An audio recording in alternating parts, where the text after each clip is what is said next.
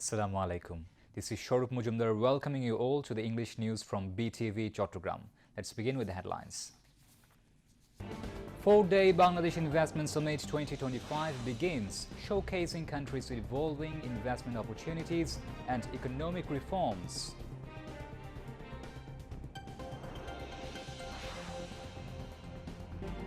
Investors from various countries visit Korean epizet at Anwara and National Special Economic Zone at Mirchurai in Chattogram.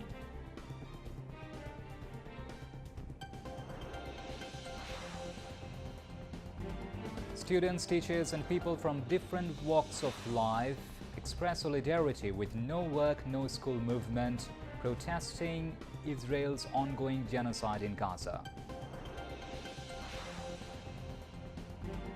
Mass protests taking place in different cities around the world against barbaric attack by Israel in Gaza.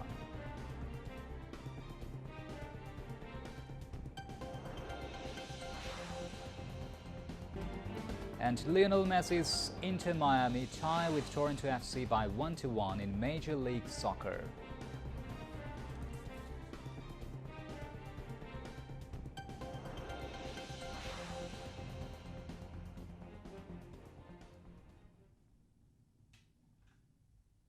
Those were the headlines. Now moving on to the details.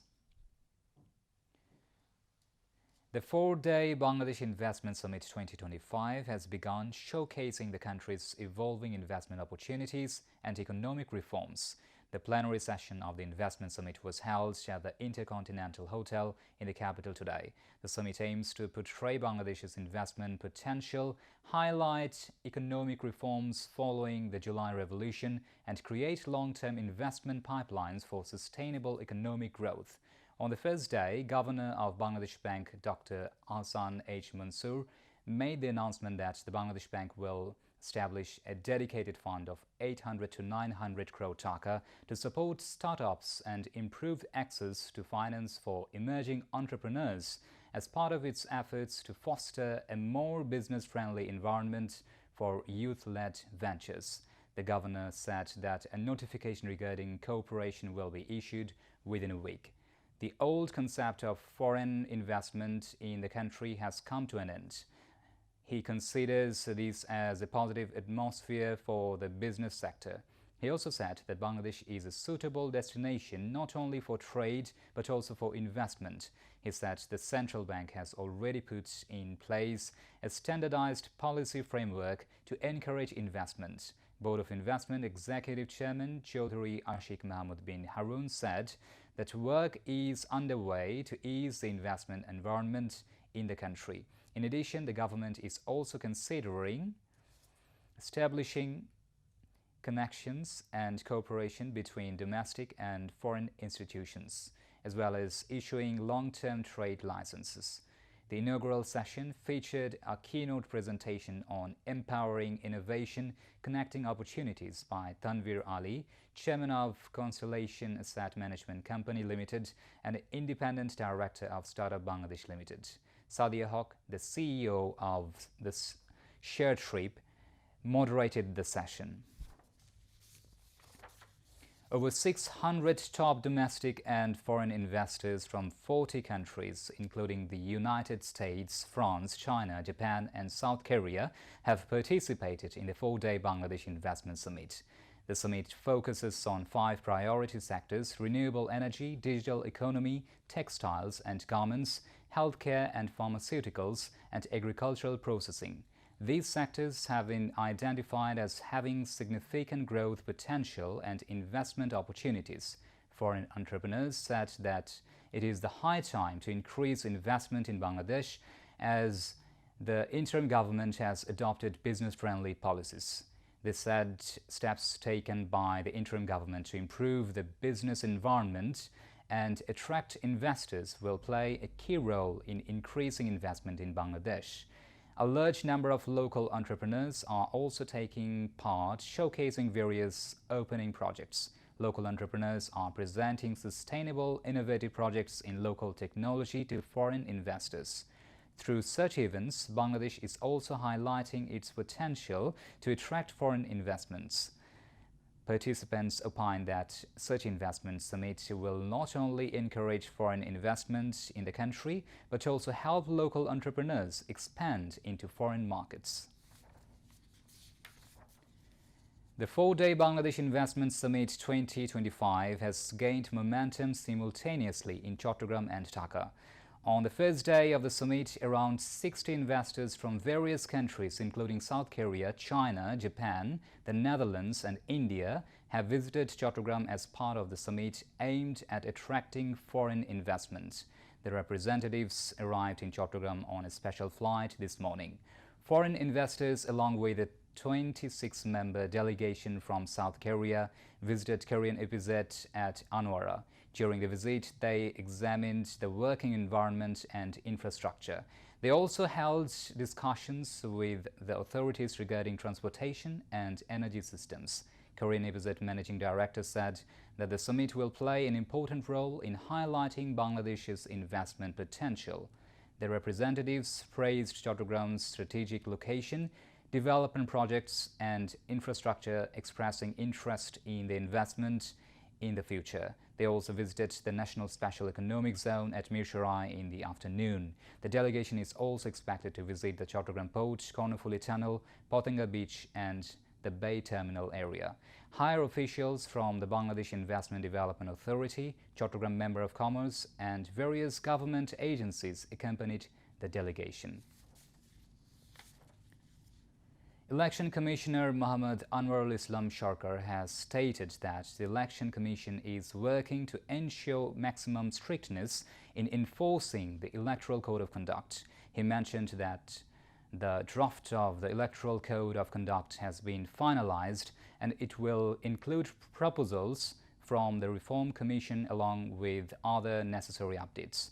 He made these remarks today at the Election Commission building in Agargaon after a meeting of the Committee on Boundary Delimitation, Political Party Registration, Preparations for National and Local Government Elections, Establishment of Polling Centers, Selection and Supervision of Polling Officers, and discussions with stakeholders. Anwarul Islam Sharkar further stated that the draft proposal includes minimizing election expenses and ensuring equal campaign opportunities for all candidates.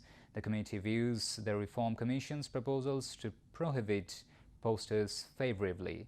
Additionally, he emphasized that the Code of Conduct is being designed to ensure the highest level of strictness. Regarding constituency boundaries, he also added that the existing boundaries will be used for the election if legal amendments for boundary redefinition are not approved. In recent weeks, Israeli attacks in various areas of Gaza have intensified significantly. Since October 2023, the ongoing brutal assault has claimed nearly 51,000 lives. In protest against Israel's ongoing genocide in Gaza, the National and Islamic Forces in Palestine has called for a global blockade. As part of these, a no-work, no-school movement was observed across the country. Students, teachers, and people from different walks of life have expressed solidarity with the movement. The protest has been held at several locations around the country, including the Central Shahid Minar, Dhaka University's TSC, and in front of many universities. Holding placards, students demanded an end to the genocide in Gaza and strongly criticized the silence of the powerful nations. The protesters called on the world to unite against Israel's brutal, inhumane extermination campaign and to take action to protect Palestinian land and the lives of women and children. Now, international news. Mass protests are taking place in different cities around the world against barbaric attack by Israel in Gaza. Students are marching on streets, leaving their classes, and workers boycotted their regular works. Meanwhile, tens of thousands of Moroccans have taken to the streets to protest against Israel's punishing assault on Gaza and its people, also directing their anger at the United States and its support for the 18-month-long war. In one of the country's largest demonstrations in months, protesters filled areas of the capital Rabat on Sunday, trampling on Israeli flags, holding banners of assassinated Hamas leaders and waving posters combining displaced Palestinians with US President Donald Trump. The Morocco protests echoed similar demonstrations across the Middle East and North Africa, where pro-Palestinian rallies took place in Tunisia and Yemen. Many Moroccans view Trump's stance as a continuation of policies under his predecessor, former US President Joe Biden. Organizers denounce Israel's military campaign, which has killed more than 1,000 Palestinians and displaced hundreds of thousands again, since it shattered a ceasefire with intensive air and ground attacks last month. Since the war began, more than 50,700 Palestinians have been killed and more than 1,15,300 have been wounded. Talks on Monday between Israeli Prime Minister Benjamin Netanyahu and US President Donald Trump are expected to be dominated by Washington's shock tariffs on Israel and escalating tensions with Iran. Netanyahu becomes the first foreign leader to meet with Trump in the US Capitol since the president unveiled sweeping levies on multiple countries in his Liberation Day announcement on Wednesday. Arriving in Washington direct from a visit to Hungary, Netanyahu's chief objective will be to persuade Trump to reverse the decision, or at the very least to reduce the 17% levy set to be imposed on Israeli imports before it takes effect. Before leaving Budapest, Netanyahu said his discussions would include a range of issues, including the tariff regime that has also been imposed on Israel. He said in a statement that he was the first international leader, the first foreign leader who will meet with President Trump on a matter so crucial to Israel's economy. Analysts said Netanyahu will seek to secure an exemption from the tariffs for Israel. Jonathan Reinhold, head of political studies at Bar-Ilan University in Tel Aviv, said the urgency makes sense in terms of stopping it before it gets institutionalized. He said such an exemption would not only benefit Trump's closest Middle East ally, but also please Republicans in Congress whose voters care about Israel but are unwilling to confront Trump on at this point. Israel had attempted to avoid the new levy by moving preemptively a day before Trump's announcement and lifting all remaining duties on the 1% of American goods still affected by them. More than 50 countries have reached out to the White House to begin trade talks. A top economic advisor to U.S. President Donald Trump said on Sunday as U.S. officials sought to defend sweeping new tariffs that have unleashed global turmoil. During an interview on ABC News this week, U.S. National Economic Council Director Kevin Hassett denied that the tariffs were part of a strategy by Trump to crash financial markets to pressure the U.S. Federal Reserve to cut interest rates, reports Reuters. He said there would be no political coercion of the central bank. In a Truth Social post on Friday, Trump shared a video that suggested his tariffs aimed to hammer the stock market on purpose in a bid to force lower interest rates.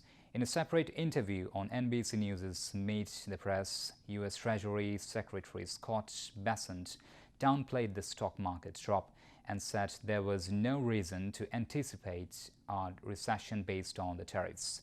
Trump jolted economies around the world after they announced broad tariffs on U.S. imports on Wednesday, triggering retaliatory levies from China and sparking fears of a global trade war and recession. On Sunday morning, talk shows top Trump officials sought to portray the tariffs as a savvy repositioning of the U.S. in the global trade order and the economic disruptions as a short-term fallout. U.S. stocks have tumbled by around 10% in the 2 days since Trump announced a new global tariff regime that was more aggressive than analysts and investors had been anticipating.